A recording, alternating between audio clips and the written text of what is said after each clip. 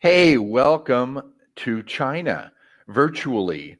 Hey, I'm really happy to share some moments with you to some fellow podcasters and for some wannabe podcasters, maybe. And I have been grateful to be able to have said, hey, I did a television show on cable TV in America and a radio show, and I do Facebook Live things all the time from the Great Wall or from somebody's countryside home here in China. I moved here almost 2 years ago. This September will be 2 years ago. I speak very little Chinese. I'm working on it. 我会讲一点点的普通话. That means I speak just a little bit of Mandarin.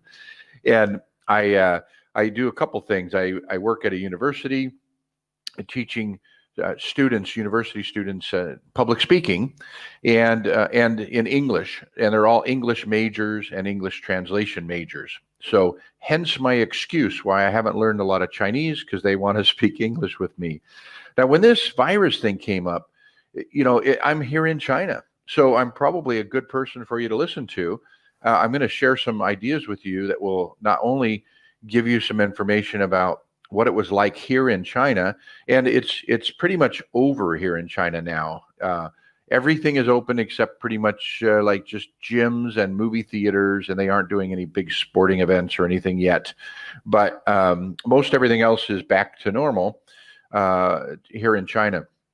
Now, when this first broke out, my son was here visiting from America. And so he got kind of the beginning stages of it. It was a little hard finding him a flight going back to the US, but we did. And then once he got home, of course, then he really got it there too, after a short period of reprieve.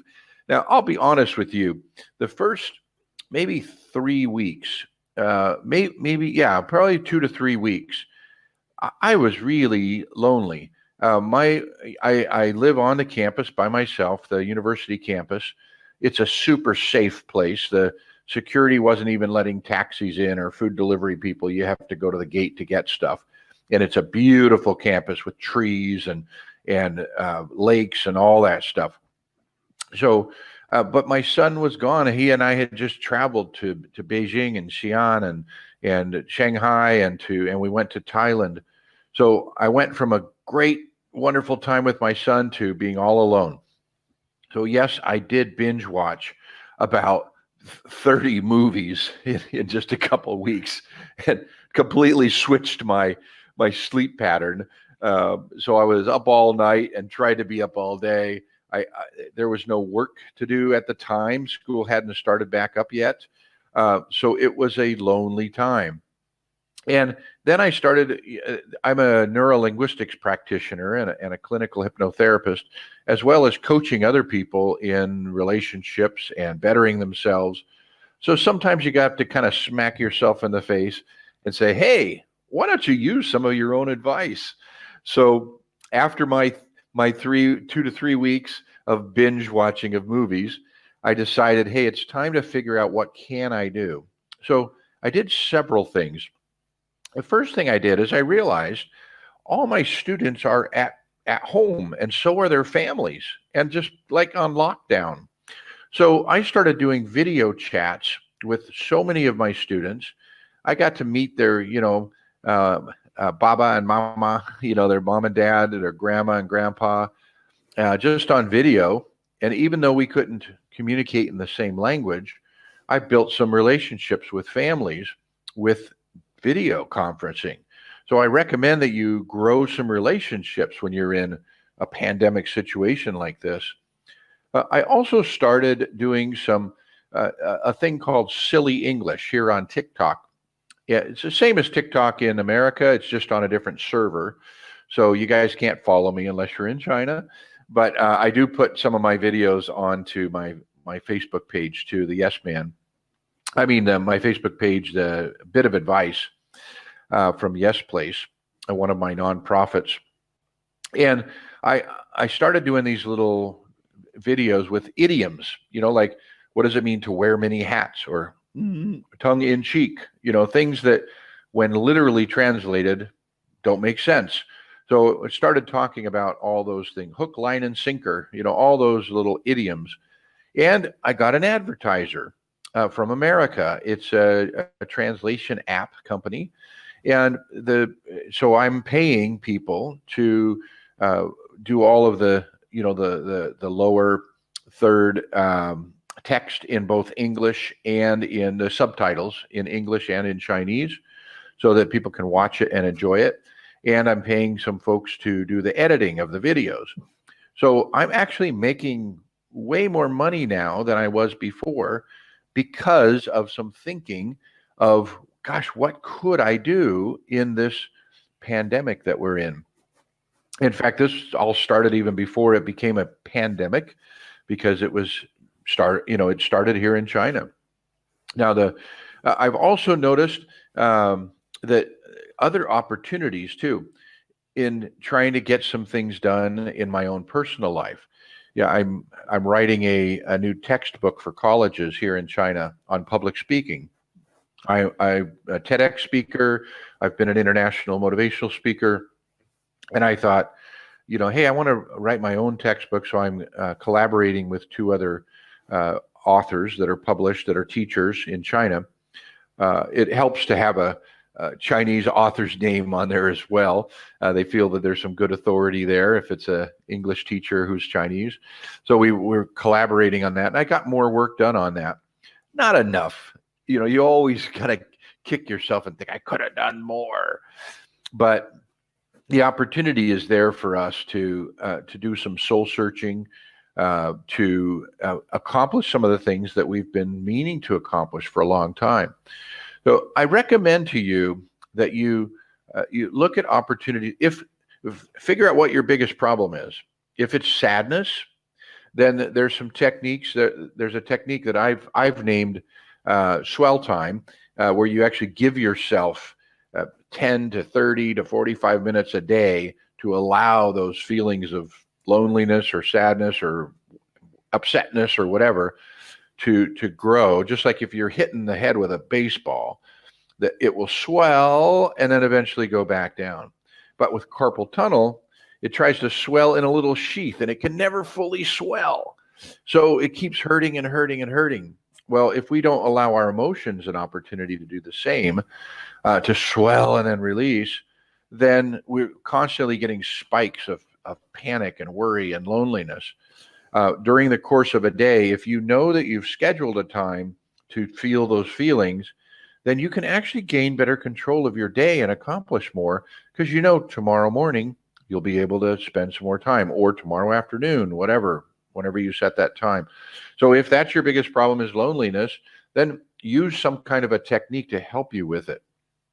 If it's money, if you need to earn some money, then start looking at what are the needs, what are the problems. It's the same way you do it when you're not online. You find a need and fill a need, just like in the cartoon movie Robots. I love that one. So see a need, fill a need, find a need, fill a need. Anyway, whatever it is. Or some of you know the history of the cash register. You create a need and then fill the need. If you don't know that history, look it up and you'll understand what I mean. So there are ways to make money online, and it's not just stuffing envelopes for a place, or don't follow the sheep that are going to these programs. Actually discover something yourself and start it. Maybe selling things online or whatever it is that you're going to do, but find an answer. There is an answer out there if you are creative enough. I guarantee you that that's possible. I'm in China, and it started here early, and I was able to figure out something to do. I also, had a kind of a realization too, that relationships built online continue offline later. And it's not something that, a lot of the young folks, a lot of young and old folks that feel they're young on Facebook and here in China on WeChat will say stuff. maybe mean things, or maybe they didn't think twice that in person they wouldn't have said to a person's face. But sometimes in a comment, they feel like online is different, that there's a distance, that there's a safety. But really there isn't. And obviously there's, online bullying. There, people can be hurt by it. But in the same way, on the other side of it, anything you do positive to build a relationship with a person or an audience, or a company as a potential partner, it will grow offline too. So I think that's a realization that all of us should have, is to know that what we start online later, once the pandemic has settled and it seems to return somewhat to normal, then realize that the work investment that you've put into relationships, that they will continue afterwards if you continue them. So it's a really good investment for you to put that time into building those relationships. Build a customer base if you're trying to earn money while you're online. Uh, and enjoy what you can. I know every country, wherever you're watching this in, has some different rules. You might be able to go outside and walk in the trees and go for a jog. Maybe you can only look out your window. It's all different. Every city here in China was a little bit different as far as the degree of that lockdown. So enjoy what you can, and it's okay. I'm not justifying myself. I'm telling you, it's okay to binge watch movies. Or one of my friends got me hooked on I hardly ever watch TV, but I got the series The Good Doctor. Oh my gosh, I like that one. And I rarely watch a lot of TV, but it's okay to do those things. If you're enjoying it and it makes you feel good, do those things that will help you feel better. But switch your thinking too, and try to do some things that will help other people feel better. So if you're thinking of moving forward, doing a podcast, and you haven't before, and you're watching this and thinking about it, don't think about how much money you can make with it, or, oh gosh, maybe I could interview some important people and I'll feel important. Don't think about yourself. Think about the other people. What can they benefit from what you're planning to do? If you're already podcasting, you're already doing Facebook Live videos, you're out there, then start thinking about the other people way more than you do now.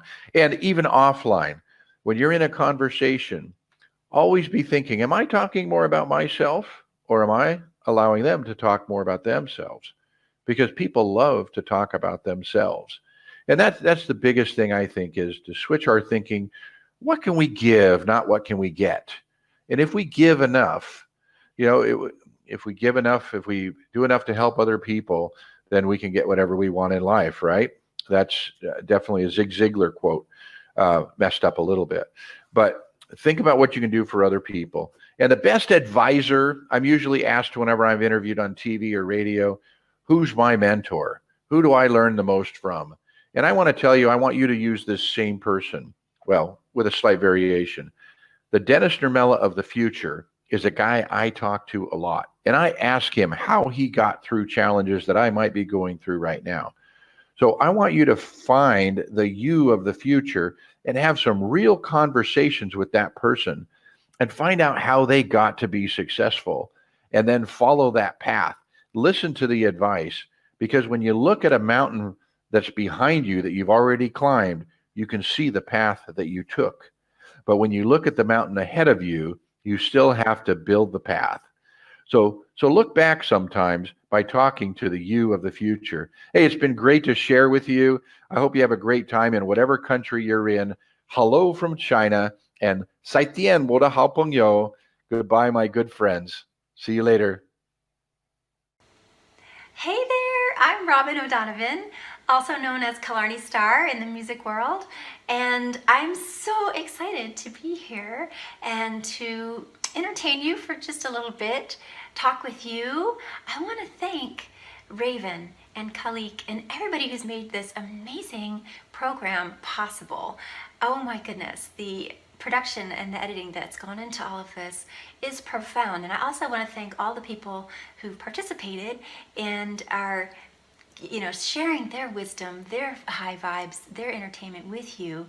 Thank you so much for watching. All of you who are viewing this, you are doing more than just watching. You are investing in yourself, and you are adding to the amazing collective that we have here, with everybody coming together just on this high vibe, experiencing all of this together around the world. It's amazing, and it's what we need, I believe, to heal, to move forward from these times. Now, first of all, I want to say that I think these times, whatever you want to call it, the quarantine, the downturn, the recession, the pause, the gift that God has given us to just be, okay, whatever you want to call it. I tend to call it some of the latter. I realize there's still a lot of pain, there is still a lot of sickness, there is grief, there is death going on, and there is conflict. And I truly believe that we are being given an extraordinary opportunity to come together as a collective and heal that.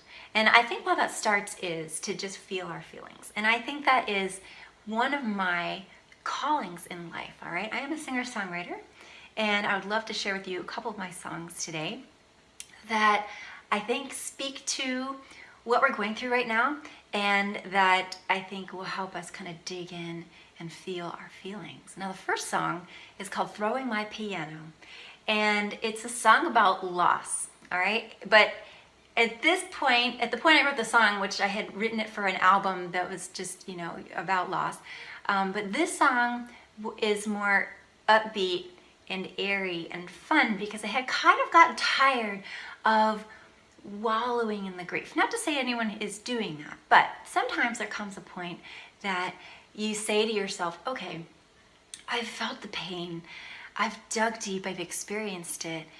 Where can I go from here? What can I do with this? How can this drive me to the next level? And what am I gonna have to do to get there? And what I realized in writing this song, and I have to pause and say, I don't always feel that I write my songs. I think that most of my songs are downloaded to me, and I am just the instrument to share them with you. And so I hope that you'll honor that with me. But so the song came when I kind of got that sense of, okay, what's next?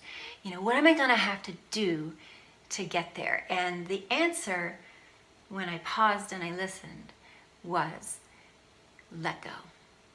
Let go. And so I wrote the song years ago. It's, on my first album, but I still have people writing to me saying, this song is on repeat because I just feel it so much, either right now or, last year, a few months ago or whatever. But I think the song, it just has this universal relevance of reminding us when it's time to let go. So I invite you to think, with everything that's going on right now, to first honor what you've been forced. Probably everyone has been forced to let some things go. Maybe some plans, for sure. Some expectations for the year. Some freedoms. Maybe if we're stuck at home with our kids, or with people who need our attention or whatever. Maybe some business. Obviously, we've been forced to lose some business, some money. But let's go beyond that and ask ourselves, what can we choose to lose? What can we be intentional about, and make the choice to just let go, all right? It could be expectations of how things were gonna go, okay? Because I find that when I surrender to just, and you can call it however you like, I feel like when I surrender to the will of God, or the spirit that's inside of me, or my life's purpose, or where I surrender to where the universe is taking me. There's all different ways you could put it. When I surrender to that, that's when I find my most peace, my most joy, and my most success. So think of a possession, either material or something more intrinsic, that's so precious to you. you could have the courage to let it go. And let me tell you, this is not just anyone saying this to you, okay? This is coming from a person who literally sold everything, except maybe like 30 boxes of mementos, for my grandmother and papers and things like that, but sold everything in 2018 and went to live off-grid in an RV and traveled the country for a year. Okay, so I'm back in a house now for some logistical reasons, but and I did keep my piano, which would be the focus of this song, Throwing My Piano. So think of something that's very precious to you, that you thought was precious to you, and ask yourself, now that I've been kind of influenced to reframe everything in my life, how important is that stuff? How important is that stuff, and what would it feel like to just let go? All right, either physical stuff, emotional baggage, mental blocks that are holding you back, beliefs that aren't yours, that have been ingrained in you since you were born. What would it be like to let that stuff go? All right, worry, fear. What would it be like to let that go? I invite you to consider it. This is Throwing My Piano.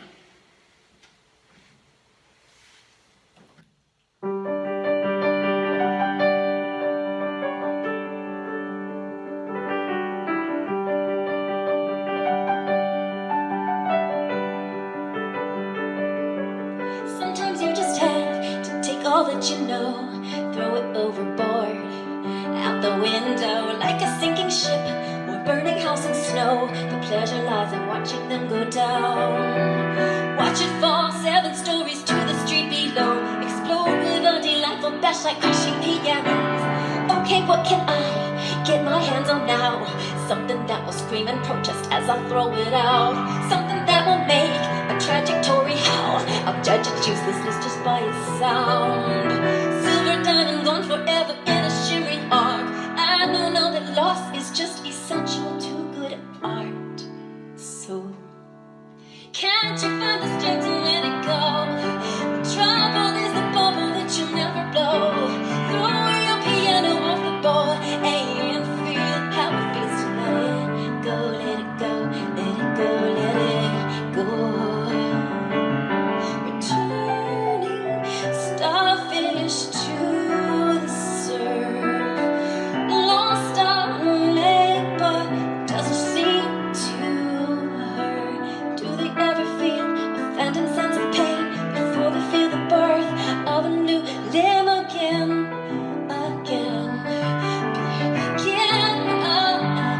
You get to begin again and find the strength to let it go, let it go, let it go, let it go. People always come and change everything. Why do I have to be the one they change? Why can't I be the one to stay right where I am? Steady, stand and face the racing train. Pounding in this tempest that I know contains my heart. Tearing off my legs to save an arm. I'm clawing at the ropes bound around my throat, throwing my piano off the bowl. The trouble is the bubble that you'll never blow. Throw your piano off the bowl and feel how it feels to let it go, let it go, let it go, let it go. Melting down the crucible, all that's left is crucial. Separate the ash from the heated facts. If you want to know, all you have to do is ask your heart. Ask your heart. She'll tell you. Ask your heart. She'll tell you, find the strength to let it go. She'll tell you, find the strength. Just find the strength. Find the strength to let it go, let it go, let it go, let it go, let it go. That's Throwing My Piano, and you can hear it on Spotify if you want to. So here's the thing about letting go, or asking your heart, as the song says. It sounds really easy, right? And to go back to my former example, I want to clarify that selling everything we owned, my family, from a 2,700 square foot house, 40 years worth of possessions, okay, was not easy. And it actually took years of inner self-work to work up to the point where something like that was possible. Now, I don't believe that, if you want to sell everything and go travel, that it's going to take you years from now to do that. It really is just a choice. I was hiding from my choices. I was hiding from who I really was. And part of the root of that is I just didn't know how to listen, really listen to myself. And I think that in this day and age, we just really want, more than anything, to have that concrete evidence, We say, oh yeah, listen to my heart, and when our heart says, oh, thanks for listening to me. What if you did this? And then our mind, our ego jumps in and goes, oh my gosh, no, really? No, that can't be the right idea. No. That's scary. That would cost too much. I would, or I don't have the money, or I can't go without money, or so-and-so will never let me do that, or nobody does that. Like, how many times have you shut down your heart because you just didn't believe it? So, and this next song was actually written pretty recently. It was written, I think at the very beginning of the quarantine, right, beginning of March. I just woke up one morning and the song just came right out. The lyrics came right out. I actually just wrote the music quite recently, the other day. And it's a song called Evidence, because it's about like my struggle to demand evidence when really that's just not how life works. And I don't really address this in the song. It's probably for another song, but how life works is we do the thing and we get the evidence, okay?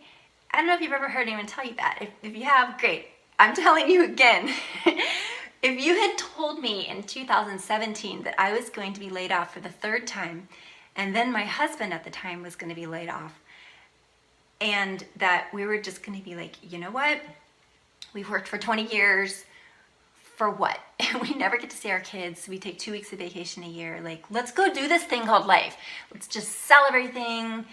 Let's hit the road. Let's, move into an RV, off-grid, solar power. Like, let's travel the country. If you had told me in 2017 that's what I would be doing by the end of 2018, I would have told you were crazy.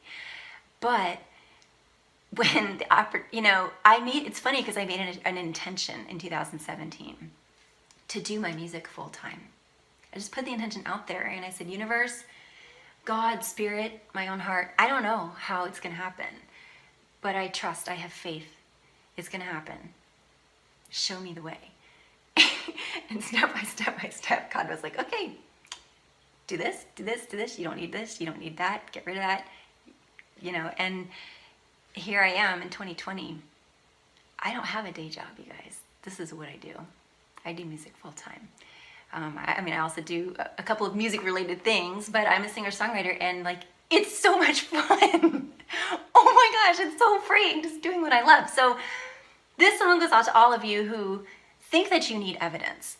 Basically, my motto the last couple of years has just been find the highest cliff you can find, run toward the edge of it, and jump off. And build your wings on the way down. They may be airplane wings, helicopter wings, butterfly wings. Just do it. And I guarantee you, the wings will sprout.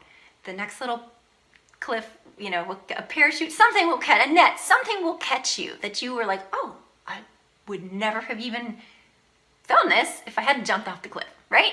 Just do it. You don't need the evidence. Do it, and the evidence will appear.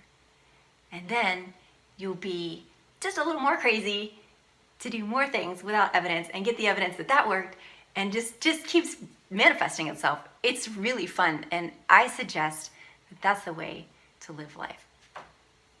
Give it a try. So this song is actually the world premiere of this song called Evidence.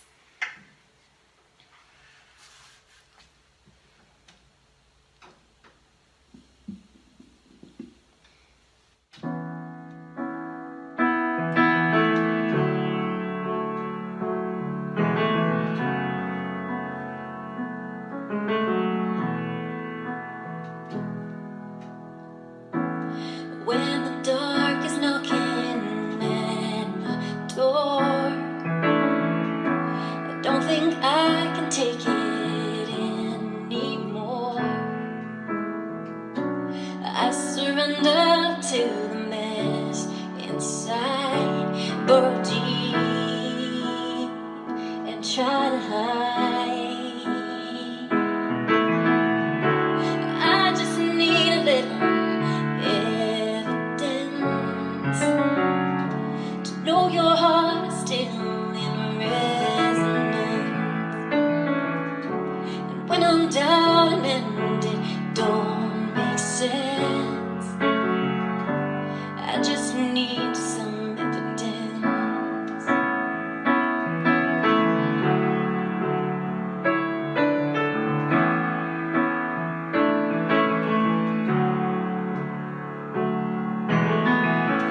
On days I stumble, lost and cold, take me back to where your love unfolds.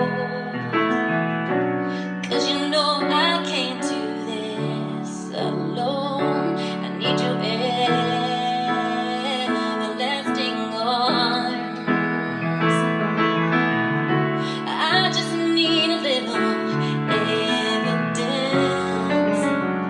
to know your heart is still in resonance. And when I'm down and ended, don't make sense, I just need some evidence.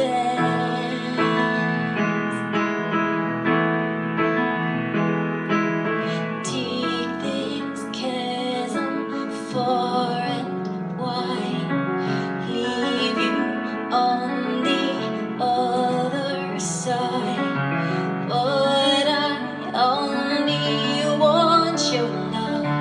Where are you this darkest night?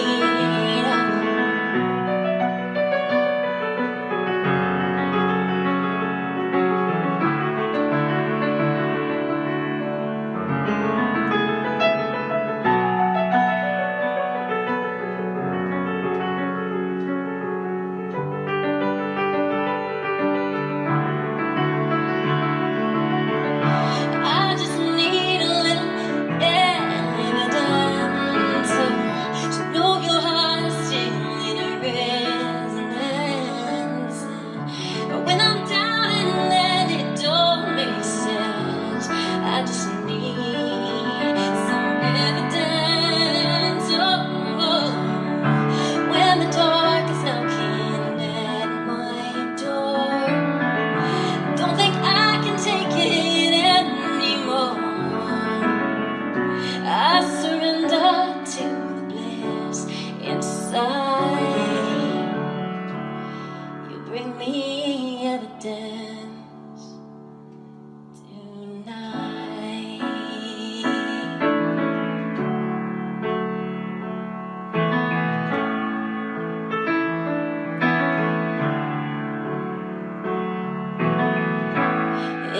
Evidence, show me, bring me evidence, hold me, evidence, give me evidence, give me evidence tonight.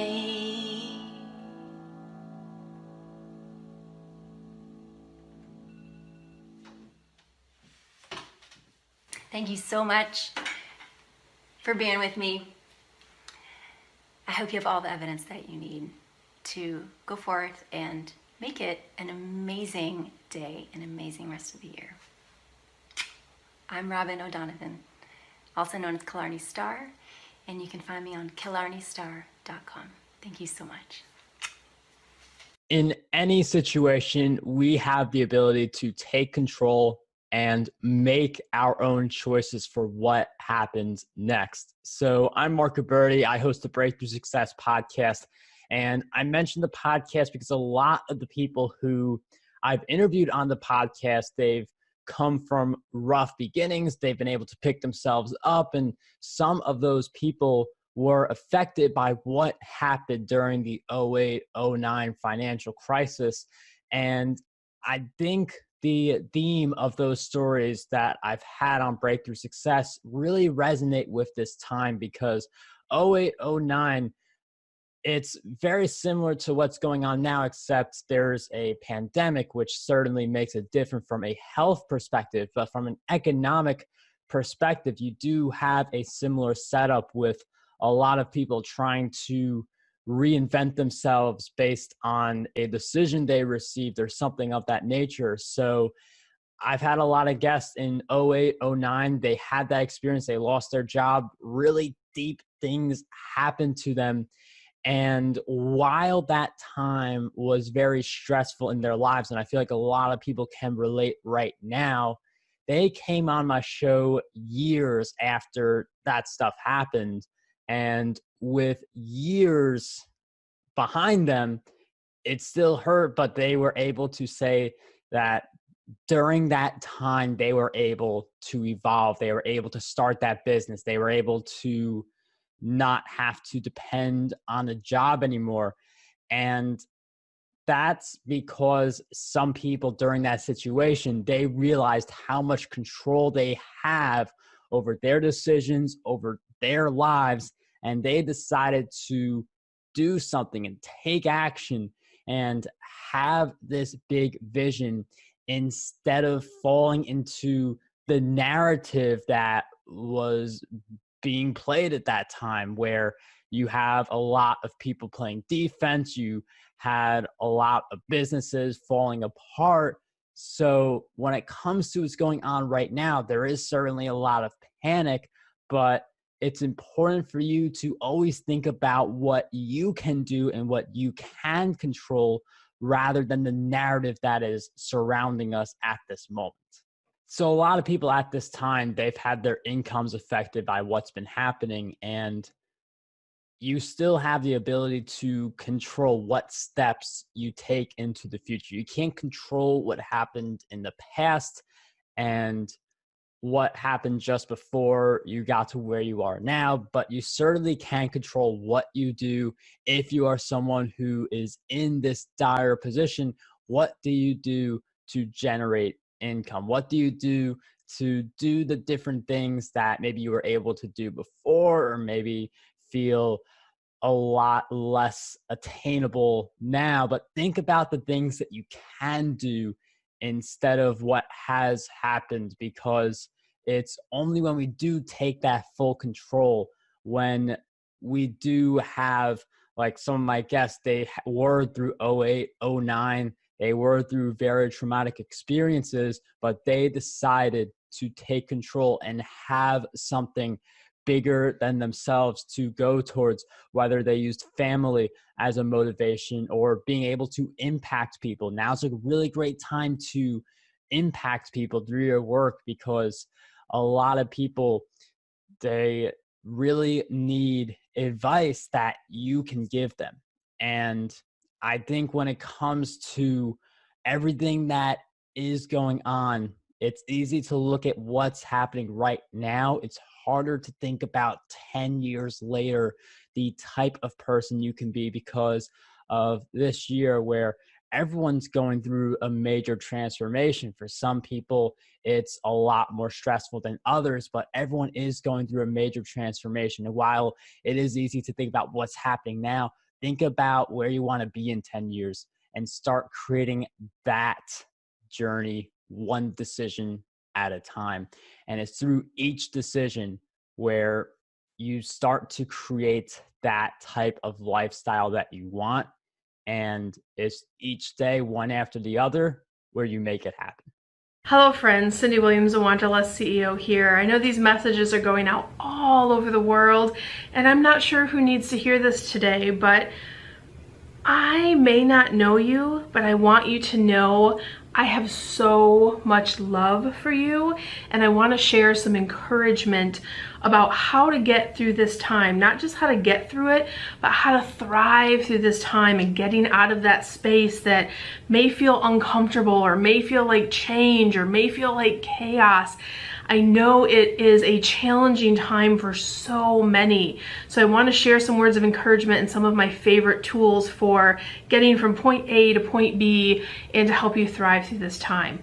So I primarily work in the travel industry as a motivational speaker, and one of the things I always say is, I've been saying it for years, travel makes the world a little smaller, but it makes the love a little bigger.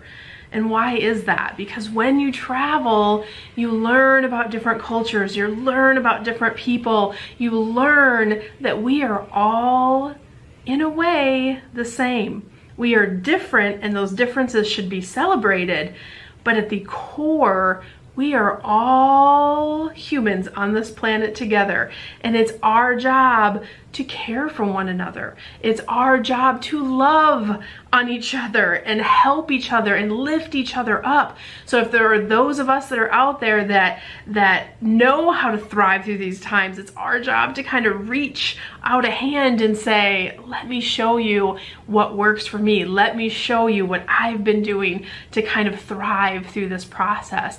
And so I wanted to just take a few minutes to do that with you today. One of my favorite quotes is from a world teacher and thought leader, Thich Nhat Hanh, and he says, no mud, no lotus. Just 4 words. No mud, no lotus. What does that mean? The beautiful lotus flowers that you see. Everyone's seen a lotus flower, right? You cannot have the beautiful lotus flower unless you have the mud and the yuck and the chaos and the transformation that is happening just underneath the waterline, right?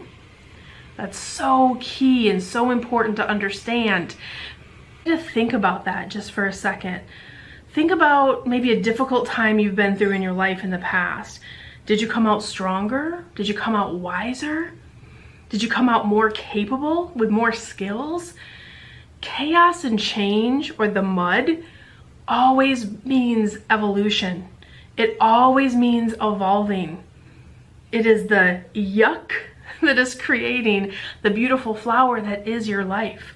So right now, I know for so many of you, it feels like a lot of change and a lot of chaos and a lot of yuck and a lot of mud, right? But the bigger the mud, the more lotuses. The bigger the chaos, the more transformation. The bigger the changes that you're going through, you're getting pushed to grow and to evolve and to change.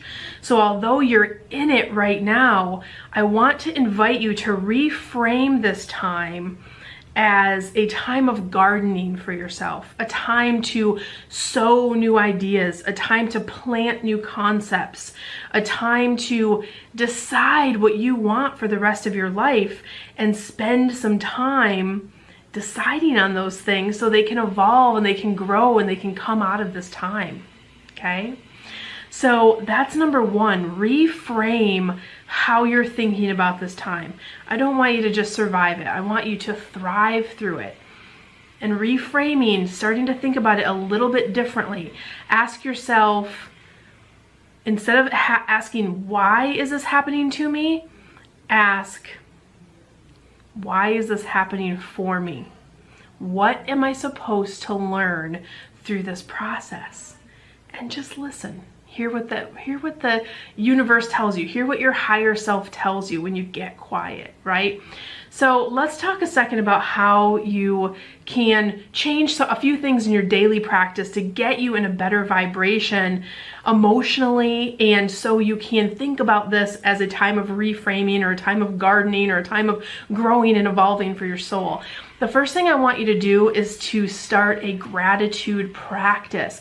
So every morning when you wake up, I do this every morning. I have done it for years. I write down 3 things that I am grateful for, and I spend time in that feeling of gratitude, whether it's for my health or my children or the weather, or even if there's craziness going on, there's always 3 things you can find to be grateful for. When you do that, you start to shift your vibration and you bring your vibration up to a place where it can accept more abundance, gratitude, and things that you want to bring in your life, right? The opposite happens if you're focusing on lack or scarcity or the things that you don't have, then you're going to get more of that. What you think about, you bring about.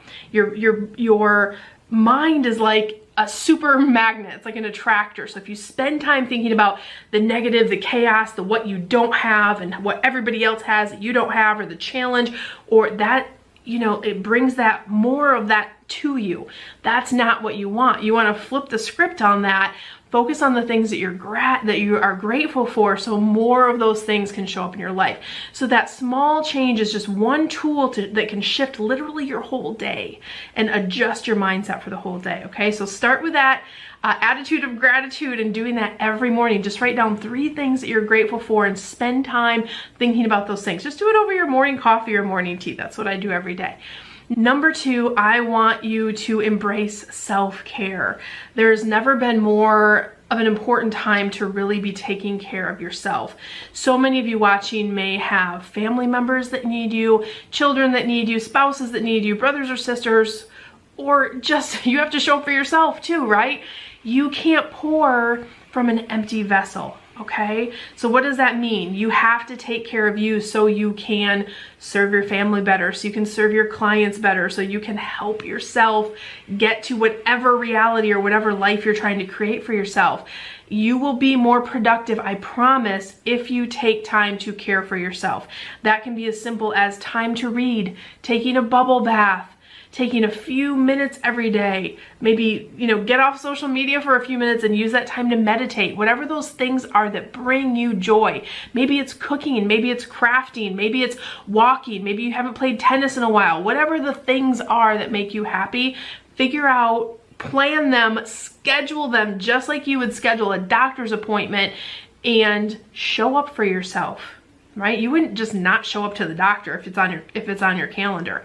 Schedule your self-care time and make sure you commit to taking care of yourself. It will make you more productive, and it's also going to continue to lift that vibration to put you in a place where you can get into thriving instead of surviving. Okay, let's talk about number 3. Number 3 is I want you to get quiet and ask the big questions.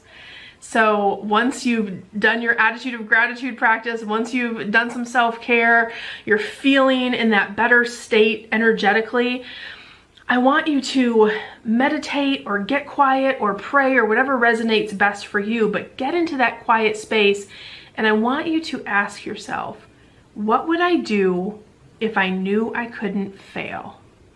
What would you do if you knew it wouldn't be a failure? And that, my friend, is how you should be spending the rest of your life.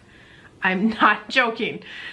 You have to follow your passion. You have to do the things that bring you joy and lift your spirit. And if there's anything that this change and chaos has taught us, is that we can't depend necessarily on corporations, right? We can't depend on others for our life path. Michael Beckwith has a beautiful quote. He says, "You are not a human being having a spiritual experience. You are a spiritual being having a human experience." You are here, my friends, to learn and to grow. Your soul is here to evolve and to learn lessons and to experiment and to figure out how you are supposed to expand and grow. Maybe you're here to help others in their journey in some way. Maybe you're here to learn about your soul. We don't know those answers for each other, right? That's the difficult part. But if you really think about the fact that you're a spiritual being having a human experience, you're on planet Earth like it's a school, right? I want you to think about that for a second. If you're here to learn, it's not as scary. Just like when your kids go off to school and you're like, do a great job on that project. Your life is your project. You were responsible for it. So what do you want to do with the rest of your life? And what are you waiting for, right? Use this time to do 1 or 2 productive things every single day to work you towards that goal of the thing that you would do if you weren't afraid to fail. And once that energy of doing that and moving towards it, once you take those steps in that journey and in that space, the universe will rise up to meet you. Doors will open where they didn't open before. Things will start falling into line for you, because when your life is when you are moving towards your life's purpose, everything aligns. For those of you who feel anxiety and stress and you feel a rift about what you have to get up and do every day, it's because that's your soul trying to tell you you're not on the right path. It's trying to shift you back and forth and get you on your life path, because your life path feels like excitement every day. Your life path feels like, right? It feels like fulfillment. It feels like joy. It feels like I can't wait to get up every day, right? I spent so many years in this place, right? I got to the point where my husband thought I was having a heart attack. It would end up being a panic attack, but we went to the hospital. And from that day on, I started making changes until I shifted and really listened to what I was supposed to be doing and where I was supposed to be going, right? Following my passion. Now every day I'm like, can't wait to get up every day. It's like Christmas every day, right? But I know when you're in this place, guys, and especially this place through this year, this is not a bad thing though. It is a shift. It's a transformation. It's the mud before the lotus. It is the mud before the lotus, I promise you. So guys, I just want to encourage you to dig deep and thrive through this time. You got this. Listen, I wish you so much love, so much abundance. I wish you the world. Bye, guys.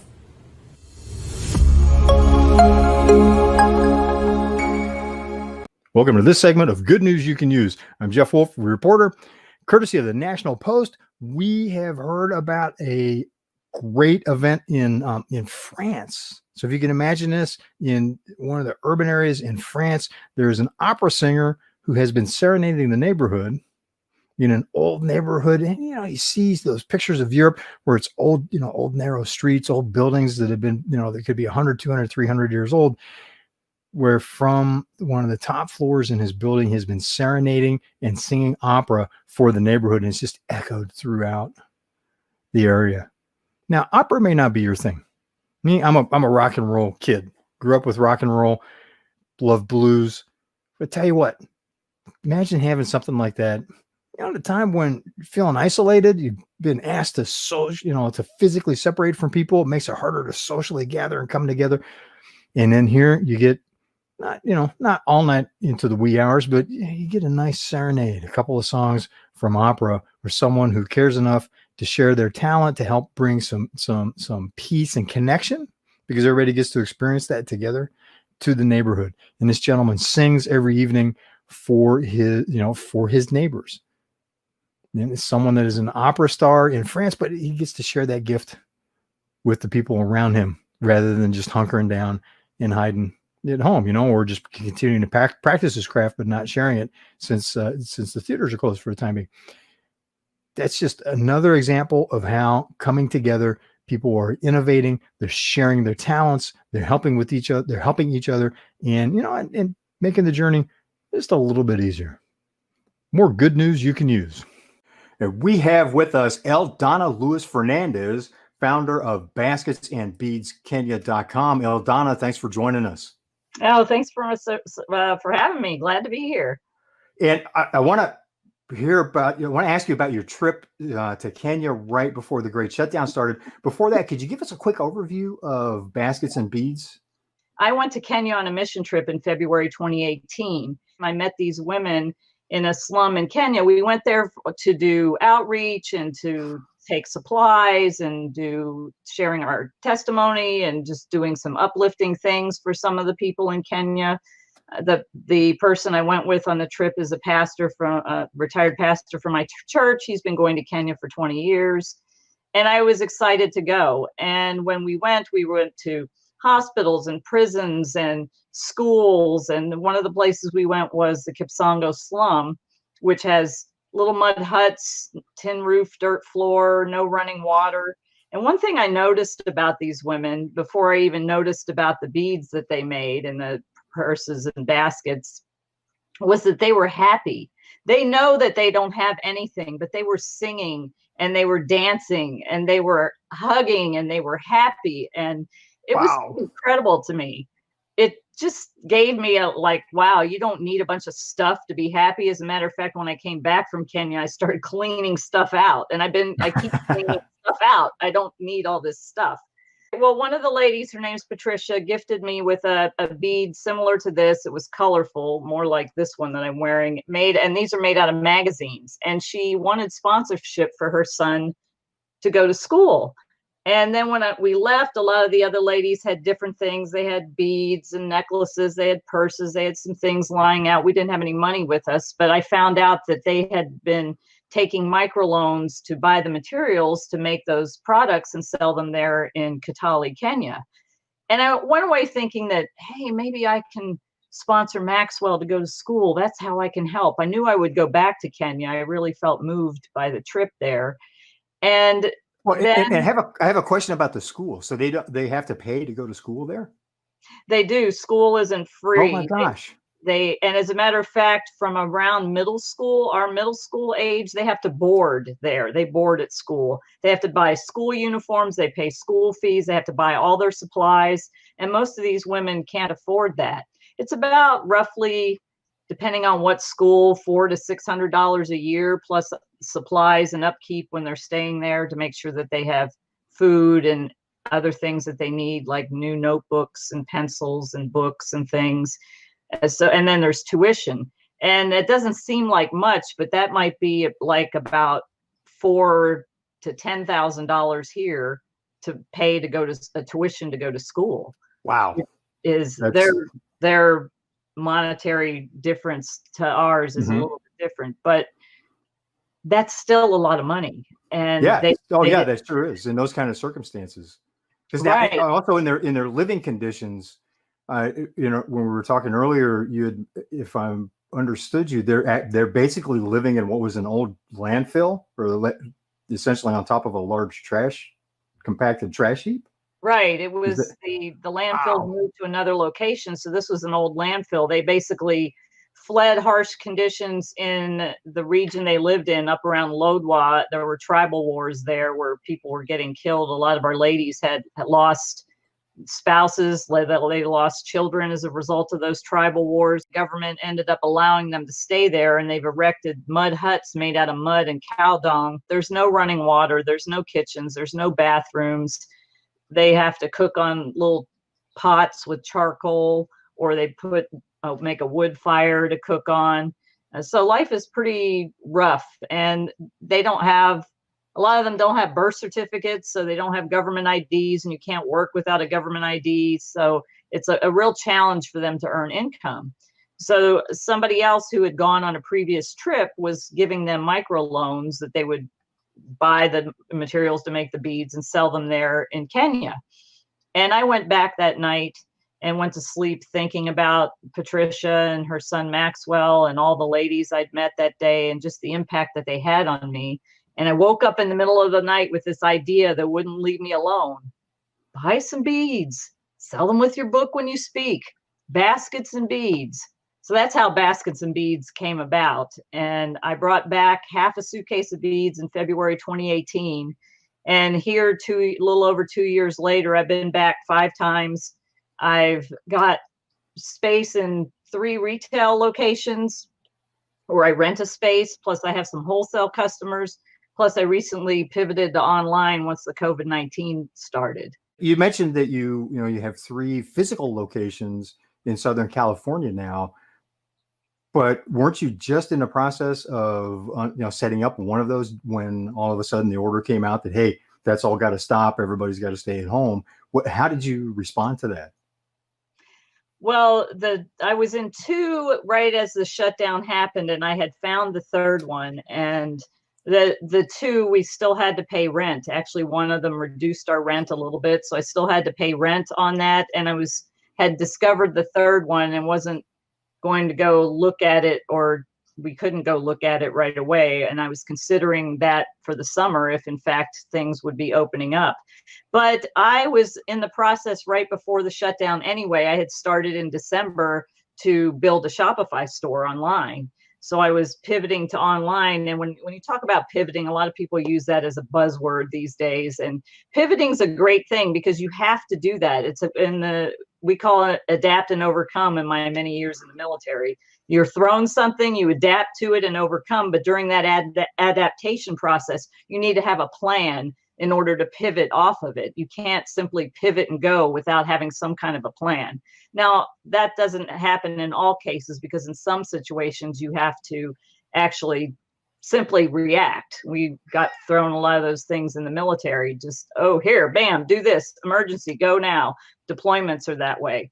But you still have to enact some kind of a plan. So I had been starting a plan about December timeframe, and I had signed up for Shopify and was starting to build my Shopify store. When the shutdown happened, I decided to make my Shopify store my main website for basketsandbeadskenya.com so people could go there. And I started blogging, and I've created a video during this time. So I did a lot of research. I did a lot of watched videos, got on webinars because I don't know much about Shopify. And actually, I'm going to start doing some Facebook ads and Instagram ads soon to drive traffic to the store. And I've had some sales, not enough to actually sustain through this, but it's starting to grow. But those type of things take time.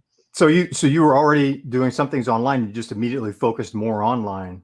Right. Built I that had out no choice but to shift to that because I have no stores. I actually had one wholesale customer that I was talking to, a big store, that had that conversation had to stop. But I was still communicating with them during this time. I didn't stop my communication. I was still building the relationship, because this is not going to last forever. It's lasting a long time. And I know a lot of people are frustrated, but this is not going to last forever. And the stores are starting to open back up, and eventually things will be open again. So I wanted to make sure that the conversation continued.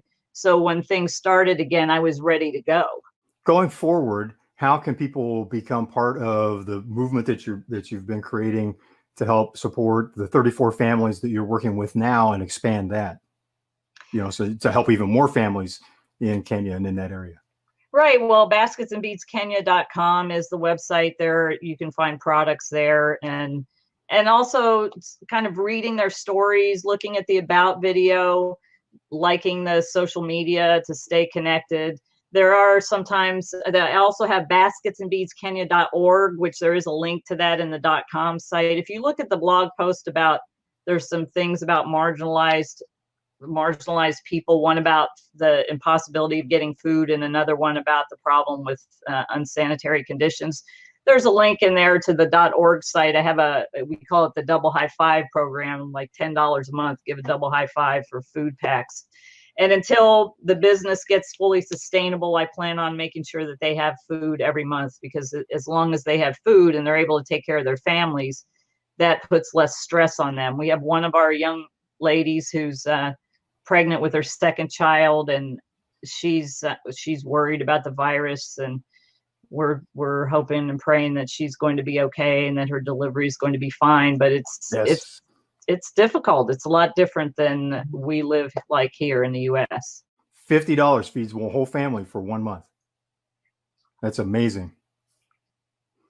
Well, Donna, thank you for talking with us today. It's great work. Keep it up. As you're watching this, be part of the movement, to help people banding together all over the globe to help improve the lives of the people around us. A river cuts through rock, not because of its power, but because of its persistence. Those words were written by James N. Watkins. He's an author, a columnist, a humorist.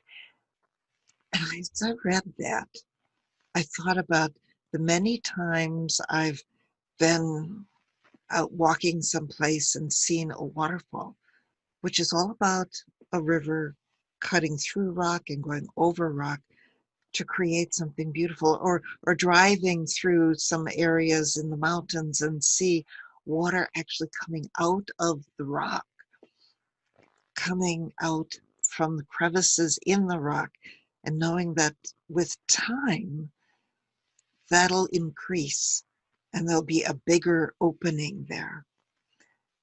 And then I also thought about that beautiful place that we call the Grand Canyon. I've never been there in person, but I've seen some of it from the air, flying over that area. It's very visible, even from an airplane from a couple miles up in the sky. And the power of that, created by the Colorado River, a river that is cut through rock, persistently moving through the rock over not just centuries, but probably millennial. Powerful stuff. We all know the power of water when there's a flood, a tsunami. The power of water is great.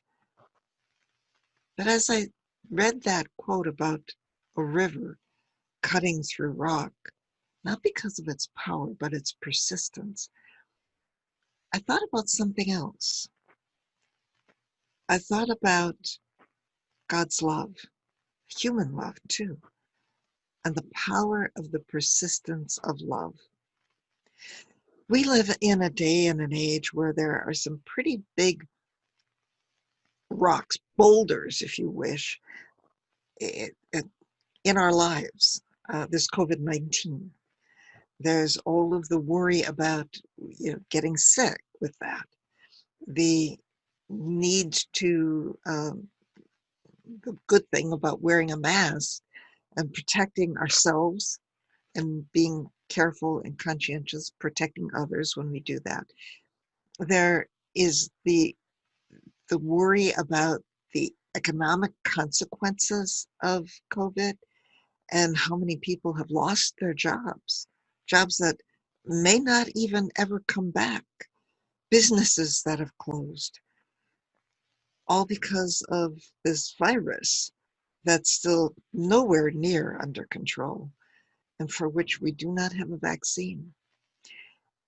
And that's a huge boulder in our lives. And for anybody who's in ministry, like I am, as a pastor, that is like the elephant in the room, the boulder in the middle of any house of worship, regardless of what faith you're involved with. It has changed everything. And then there's also the racial issue that has come roaring back to life because life was taken from George Floyd and a couple of others as well. Taken from them when that did not have to happen, and unjustly taken from them. And, all of that, those big issues, they seem overwhelming in many respects, and they are. They're huge. They're things that they can really get us down. They can drag down our emotions, our feelings. They can lead to depression, the isolation that we experience because of COVID. All of these things are huge rocks in our way. And in the midst of all of that, it can be easy to give up because underneath those rocks, the COVID and everything else, they have highlighted an even deeper rock that's there. That's called fear. Fear about what could happen. Fear about what is happening. Fear of the unknown. Fear of losing our jobs, losing our homes, losing our health, losing loved ones, losing life, ours and that of others. And that's a powerful, it's a primal fear within us. And how do we combat that? How, in this day and age, how do we have the persistence to keep moving forward? And for me, there's something stronger than water, stronger than a river, and as mighty as a gushing river can be, and even the persistence of a slowly flowing stream to cut through rock. And even stronger than that is the power of love. Even basic human love. Love can break through the hardest of hearts. Love can break through the most traumatic of childhoods or adult experiences. Love can break through in a society where there are huge societal problems. Love and the power of love and caring and compassion literally helped bring down the Berlin Wall. There were people praying. There were people singing. There were people joining hands on both sides of that wall.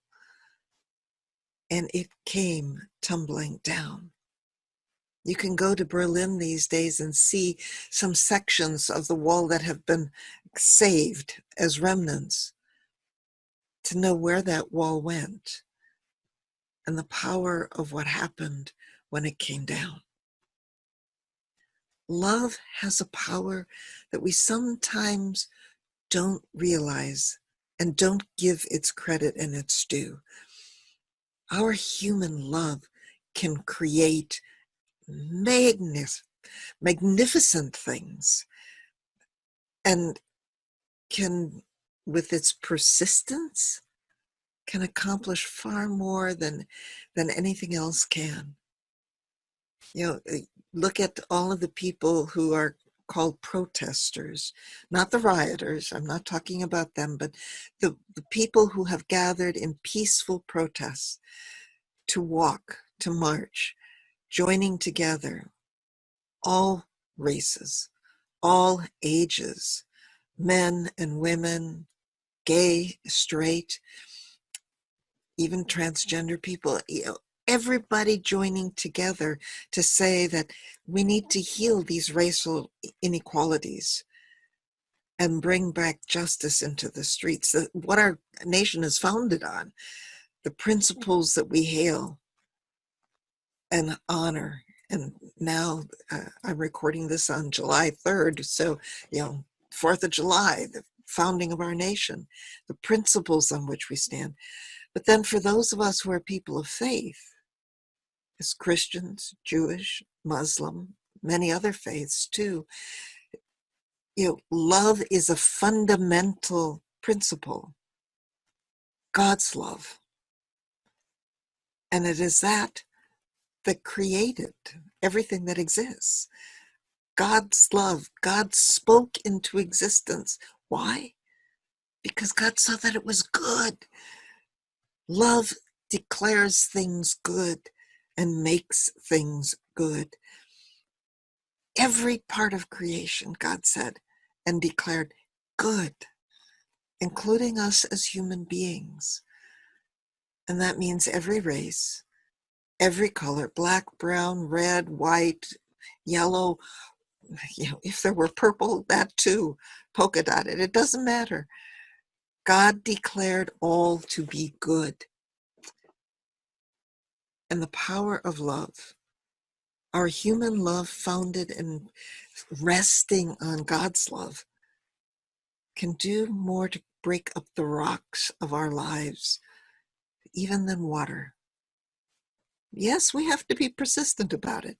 And in this day and age, we need to keep being persistent, wearing our masks, caring for one another when people are out of work and can't, funds are running out.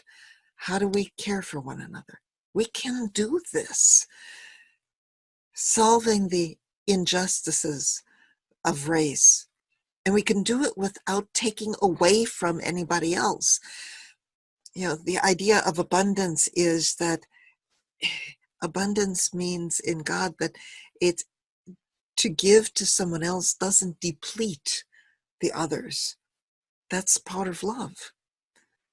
Giving in love creates more of it, doesn't deplete. Working in love does not deplete love, it creates more of it. Serving in love does not deplete, but creates more. The power of love, persistent. A river cuts through rock not because it is powerful, but because it is persistent. What can your love, powered by God's love, cut through? What are the rocks that you face? How can we join together in love to cut through the societal, systemic issues of racism? How can we join together in love to cut through and work to help others in the midst of COVID? How can we join together in love persistently to solve the issues of our time? Those are many questions, but there are many possibilities. And as we join together to do that, we do not deplete one another. We add to the love. We increase it persistently, cutting through these rocks until the boulder becomes a smaller rock, until those rocks become pebbles, until the pebbles become sand.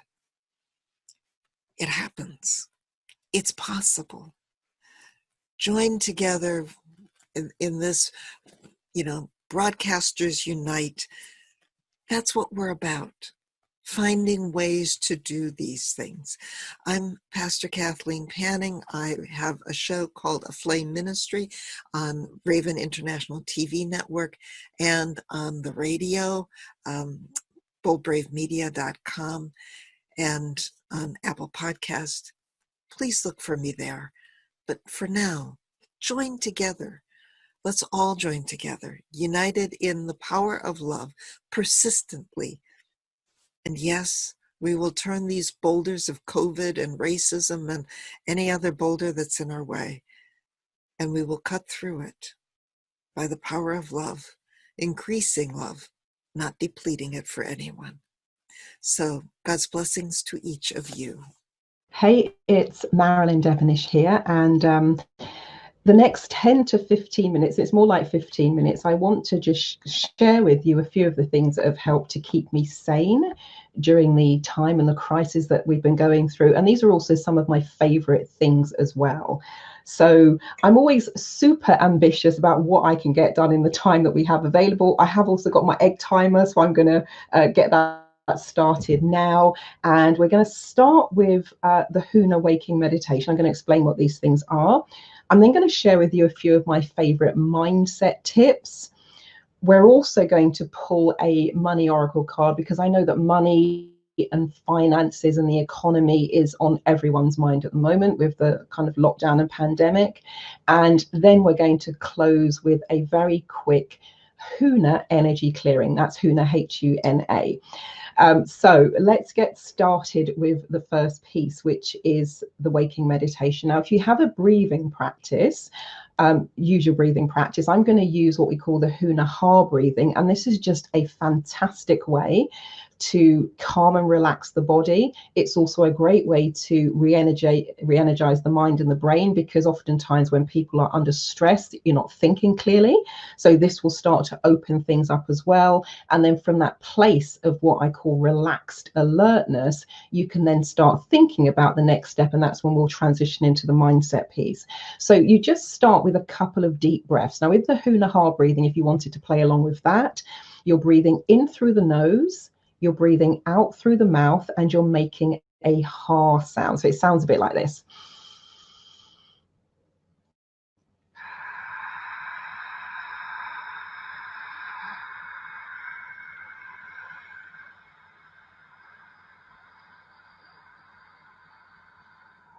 And there's a bit of a process behind it, but just to say, and for in the interest of time, the out breath is longer than the in breath. So if you have a regular breathing practice, you can use that. If you don't, we're probably going to do about 30, 45, 60 seconds of hard breathing. And this is just to start to bring you into a different place and a different state. So.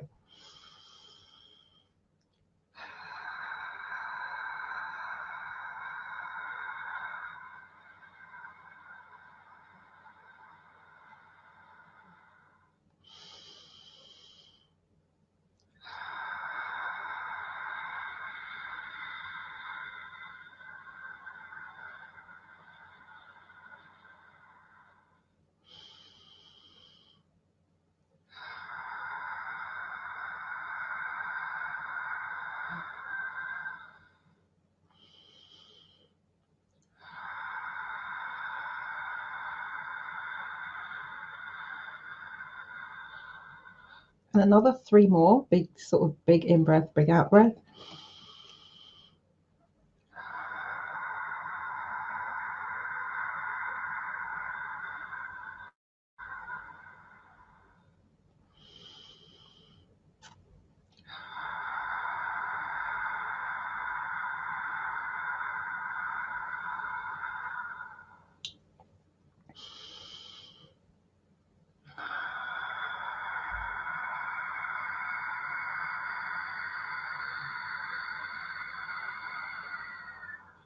And then whether you have your eyes open or your eyes closed, what I want you to do is almost imagine there's a wave of relaxation that starts at the top of your head and it is cascading all the way down to the bottom of your feet. And you can still continue to combine that with relaxing the breathing.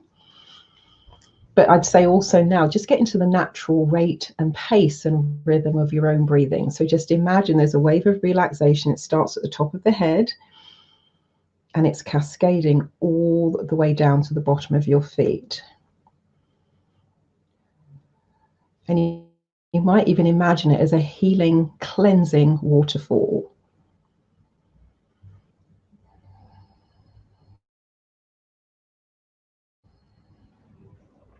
And then again, you can do eyes open or eyes closed. What I want you to also do is while you're looking directly straight ahead, or if you have your eyes closed, you imagine that you're looking straight ahead. While you're looking ahead, what I want you to do is also imagine that your field of vision and awareness is opening up and expanding. So you're looking straight ahead, but you also have a sense of what's happening on the periphery as well.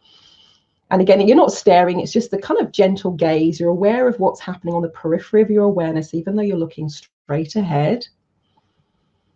And just also relaxing the breathing. And what this does, as well as reoxygenating the body, because you have a sense of what's going on either side of you, it also opens up left and right brain integration, which means that you can think more clearly, you can access your creativity, and it's also kind of calming and relaxing on the body. And then maintaining that state, I'm then going to share with you just a few of my favorite things around mindset. And actually, let's see. I've been a bit organized this time around. What I'm going to do is share with you kind of some of my mindset tips. Now, first thing I will say in terms of what's going on in the world at the moment, because it appears that everything is imploding and exploding all at the same time, the first thing I often remind myself of and remind my breakthrough coaching clients of is that you and we have survived everything the world has thrown at us thus far. We're still here. In the words of Elton John, we're still standing. So that's something to remember, that because when times get really bad, when things get really confusing, you are safe in the knowledge you've actually survived everything that life has thrown at you thus far. I'm not saying you've come out of it scot-free. You might have your battle scars and all the rest of it, but you are here watching this video. So that's the first thing. Second thing I would say in the current climate is take things one step at a time, because just the life itself and what's going on around you can feel completely overwhelming. So there's no point adding to the overwhelm by trying to do 20 million things and think about everything at once. So I just say, okay, what's the next thing? What is the next thing I need to do? What is the next thing I need to think about? What is the next action step I can take? And just take that action step. Sometimes it can be as simple as making a phone call, sending an email, drinking some water, because I know a lot of people are dehydrated, and that can affect the way your mind and body thinks and works and acts as well, and it also impacts the brain. It may be that you need to go out and get some fresh air, take a time out, sit, go back to step one, do the waking meditation process. However, even though you're just doing one thing, once you add those one things up over a period of time, the cumulative effect is extremely powerful. So one step at a time, going for the cumulative effect. The next thing I would say, and this is from a program that I designed probably back in 2013 now, and I call this one the tag process. So it's about the appreciation and gratitude game. And this is something I've been doing for about 25 years, where it started off where I would just choose one thing. And I think, okay, what is one thing I'm appreciative of, or grateful for. And this was back in the days where I was working up to being suicidal. And so this was a lifesaver for me. In its more current iteration, in terms of the program, I asked people to choose 10 things. Now, if you're going from a standing start, 10 might be quite a lot. So you might just go with what's 1 or 2 things. But if you can manage 10, do 10. 10 things that you're appreciative of, 10 things that you're grateful for. Now, that doesn't mean 20. It can be a combination. You could be appreciative, you could be grateful, but a list of 10. But if you just want to start with 1 or 2 things, and trust me when I tell you, it will get to the stage sometimes where you're going, for me, when I started doing it 25 years ago, it was probably the 3rd or 4th day, because I said I was going to do it for 21 days. And I was like, I'm grateful for my dual-lit toaster. And I laughed at myself. And I thought, actually, I am grateful for my dual-lit toaster because it makes the most fabulous toast. So go with anything that comes to mind. Don't overcomplicate it. And then one of the things I would say, and we come back to step 1 again, being in that state of where you're much more calm, you're much more relaxed, you're much more aligned. The question I'll be asking myself if I feel overwhelmed, I'm not sure what to do, I'm not sure what direction to take, is I'm going to be saying, what is my next best step in this moment? Doesn't mean it's the best step ever and the only thing you're going to do, but in this moment, what is my next best step? And then and sometimes it will come to you straight away. It's instantaneous. And at other times, being in that state where you're relaxed, you're calm, and you're open, go about your business, go about your day, but something will come to you. Something will come to you. Your intuition will speak to you and say, it's this. So those are a few things in terms of mindset. What I also want to share with you, and now this is an interesting one. It's not for everyone, and that's why I'm going to. This is a point where you might go, "Thank you very much for the tips. Thank you for the relaxation. I'm done." We're going to pull a money oracle card. The reason I decided to do this, I'm going to use my money oracle deck, is because money, finances, all of that is in a state of turmoil at the moment.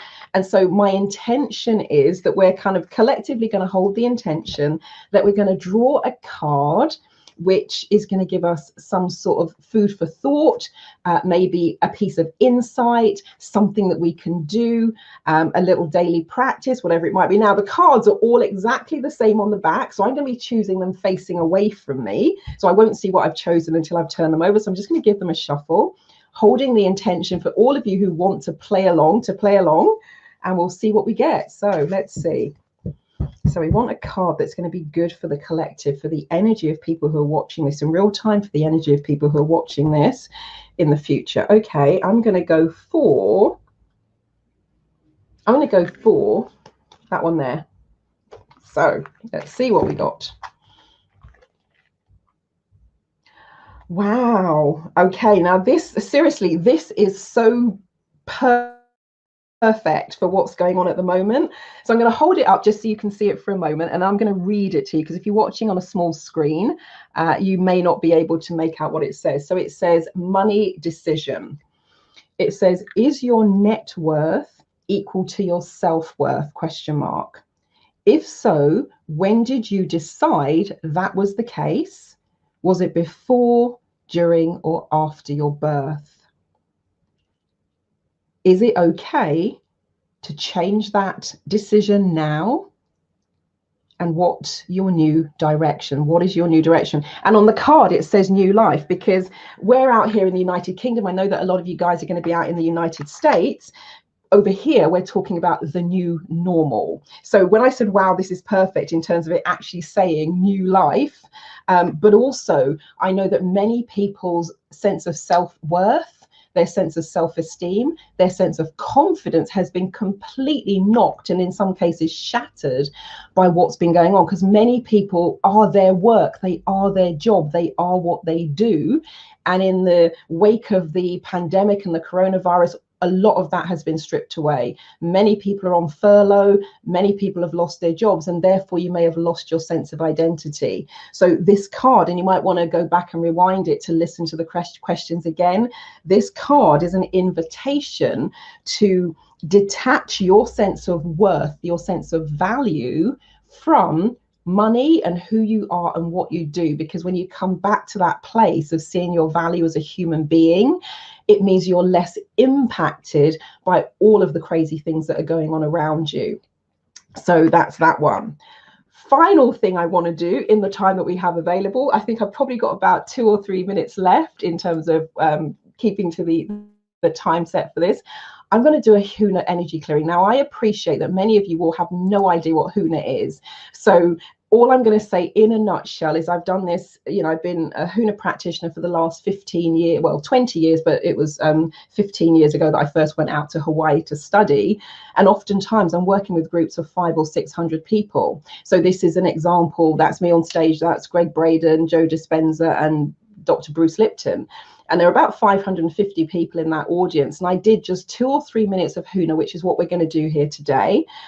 For the next 4 days, I could not walk 2 steps without someone coming up to say, I have no idea what you were doing, but I was in pain and the pain in my shoulder's gone. My back is feeling better. My hot flushes have stopped. Other people were saying I was so confused. I was really tired. I was really lethargic. I was actually thinking of leaving early and going home. As soon as you finished, I was full of energy. I had a sense of clarity. I had a sense of focus. I remember there was a guy who had just flown in from Japan, came into London, so he just stepped off the plane. I saw him at the end of the first day, and I said, hey, are you okay? And he said, oh, I've got real bad jet lag. I don't even know if I'm going to make it through the rest of this weekend. And I said, would you like some? All I said is, would you like some energy clearing? That's all I said to him. He had no idea what I was doing. I just said it was a thing called HUNA, HUNA. I put it on the screen because I know when I say it, particularly with my accent, some people will say, what? And so I did just a couple of minutes, minute or two, and he looked at me and he said, HUNA is better than Starbucks, and HUNA is better than Red Bull. And I saw him the day after that and the day after that, and he just smiled at me, and that's what he said every single time. So this is the point where, again, if this isn't your cup of tea, we can end it here. Thank you so much for watching. And if it is, I'm going to ask that you just give yourself permission to receive. That's it. Now, the HUNA symbols, they're drawn on the breath and they are delivered on the breath. So it's going to sound and look a bit like, and what I'm going to do is just a very quick protocol to finish off, to start clearing the energy. I think this one we're going to go with confidence. We're going to go with clarity. We're going to be going with removing blockages, anything that's kind of stopping and blocking and standing in your way. And again, you can just sit back, eyes open, eyes closed, and just kind of receive the energy of that. So here we go.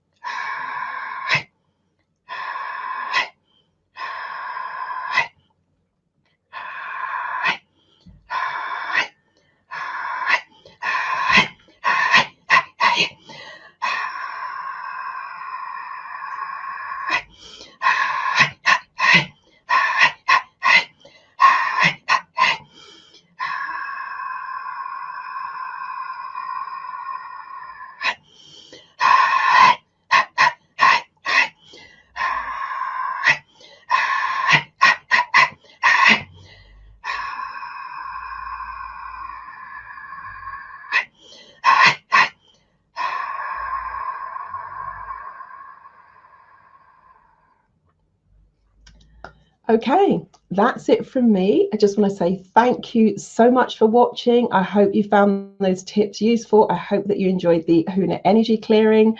Again, my name is Marilyn Devonish, and my main website is www.transformationstm.com. Thank you so much for watching. Really hope you enjoyed that, and I really look forward to watching the rest of the series. And thank you, Raven. I look forward to connecting with you soon. Bye-bye.